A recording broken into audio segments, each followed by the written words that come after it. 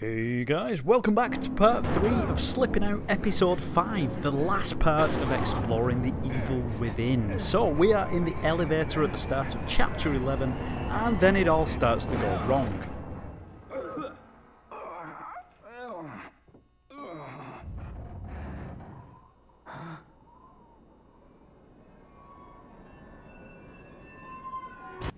When the elevator doors open for a brief moment, we can see out into the crumbling Crimson City. But what's actually going on outside the elevator, and how does this scene work? Well, you can see here the elevator doesn't move at first, it stays in one position. That is until the doors open. Then after that we're going to carry on and take a look, but for now let's go out into the city and just see how huge this place is. Now I thought at first all that backdrop was going to be just a 2D texture in the background, but believe it or not, each and every single building is a 3D model. Let's quickly move forward to when the doors close and the elevator crashes into the ground and pool of water.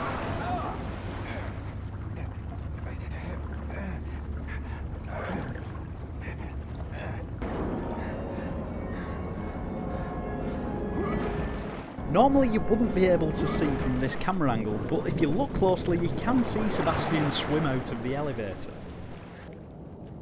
Talking of water, let's take a quick look at what lurks in the depths in the water of the broken Crimson City.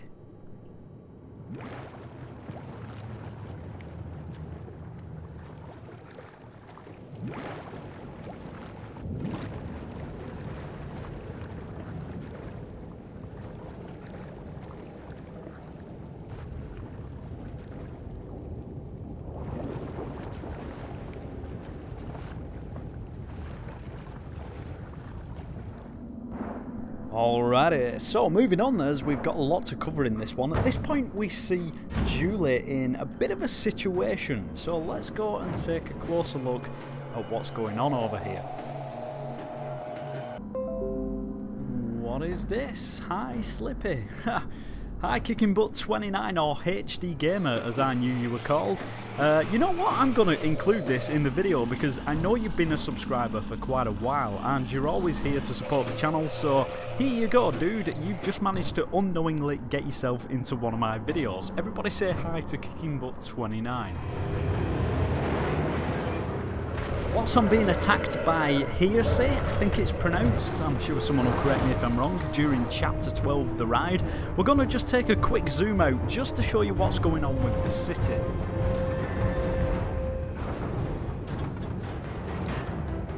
I also just wanted to show you this whilst I was flying the camera around in this scene. The enemy who's firing the turret gun at us has a couple of strange things going on if we take a closer look. First of all, in his hands, he's not actually holding the gun. He has a stick of dynamite in his right hand, and in his left hand, he's not holding on to anything. He also keeps putting his head through the end of the gun. Not that it matters too much, because of course we'd never normally see it from this close up.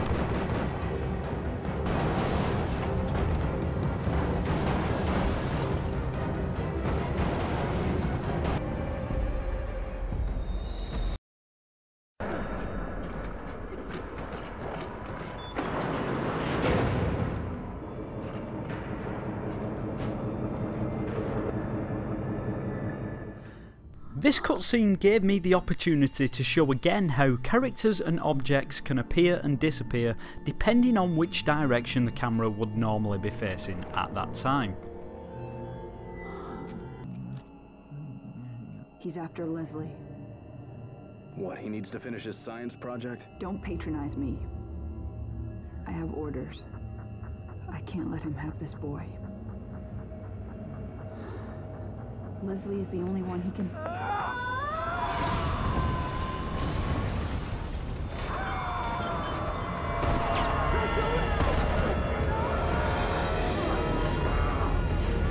Damn it, no!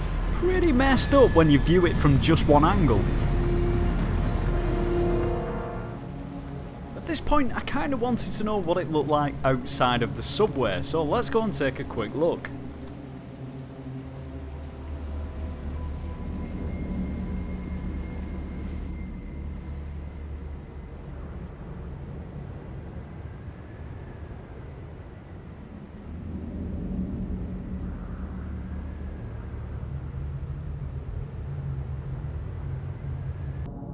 And again, right outside the map, even though you can't really see it from inside the map, there's all these 3D models of the buildings. And just check out how far away this actually is from where we play in the map. I'm going to point this out when we fly the camera back over. So that's the tiny section of map that we're in, and there's all this detail outside here. In part 2, if you saw it, you may remember we found out where babies come from, but in The Evil Within, they also come from vending machines, which I'm sure would be a lot easier for the ladies out there if it were true.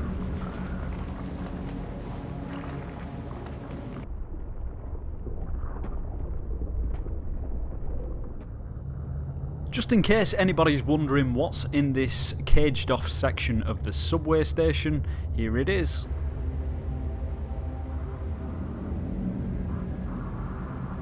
As you probably guessed, it's not much, it just leads to the end of the map.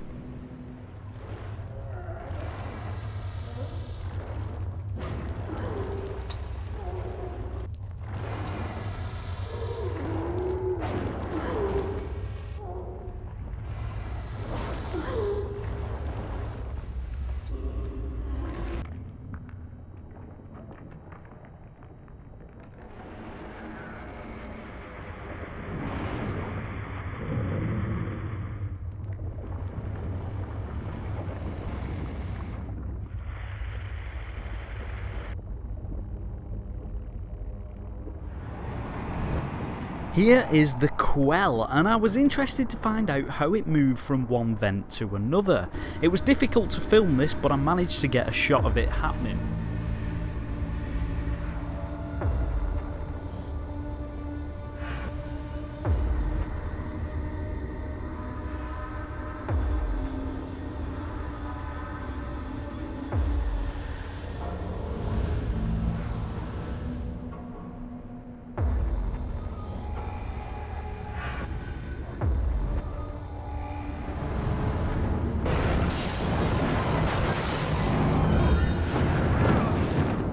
So we saw what should happen during this scene. Let's keep the camera on the train and see what's happening when it's fallen.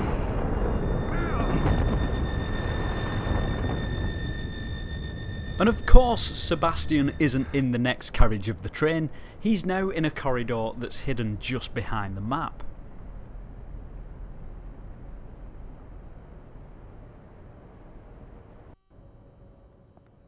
One of the stranger things I found whilst filming this episode is this doorway that leads to outside of the map. For some reason there are loads of lamps out here, all lined up, and I can't think why these will be here, so if you know or you can explain this one, then feel free to let me know in the comments.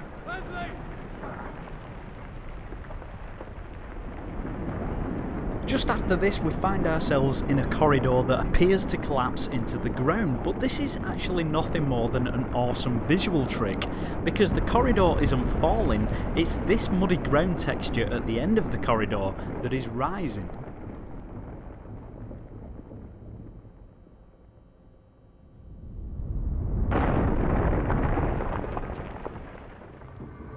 One last quick zoom out of the broken Crimson City now, because at the start I mentioned how these buildings out here are 3D models, and I just wanted to show again how big the outer map areas are and just how much detail the developers have put into them to make them look as good as they do.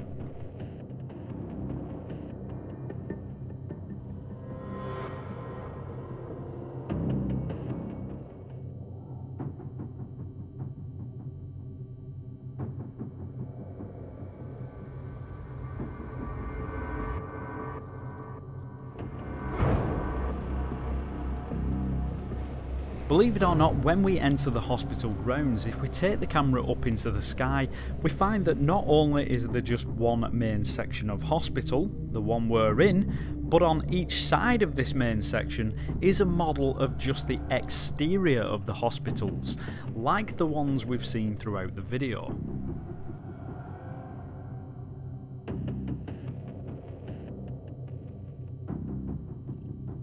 My guess would be that this is nothing more than to give any player who's looking around from inside the map a sense of how big this place is supposed to be.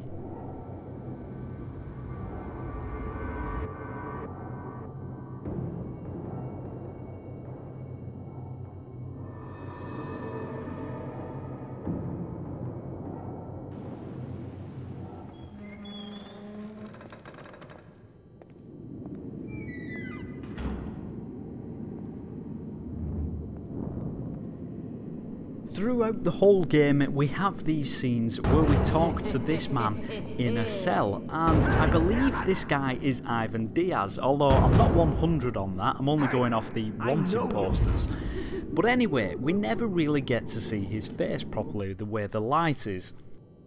So what I thought I'd do is take the camera and we're going to go into the cell that we end up in just after this scene. Now this is the only time we really get to see him when he's lied on the floor dead.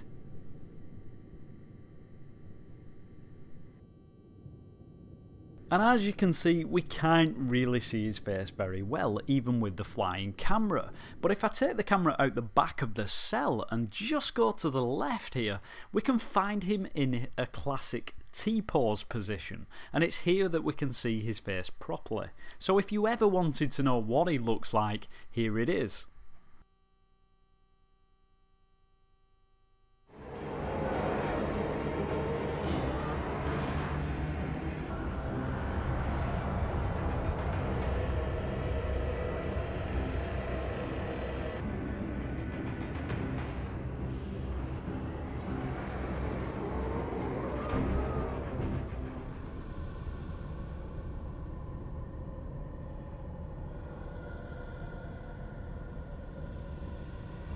Coming towards the end now, we've made it to the top of the tower, and check it out, the rest of the map has now gone, it's disappeared.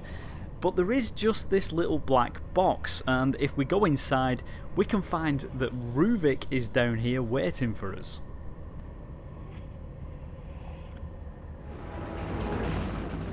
And this is why he was waiting for us, so he could chase us through the final sections of map in this giant Ruvik monster creation. I'm not even sure what it's called, to be honest. It kind of just reminds me of all the bosses put together in one monster, but we'll take a closer look at that in the next episode, which is going to be a Halloween special, guys, so make sure you join me for that. It's going to be slightly different to these exploring videos, but I'll explain more at the time.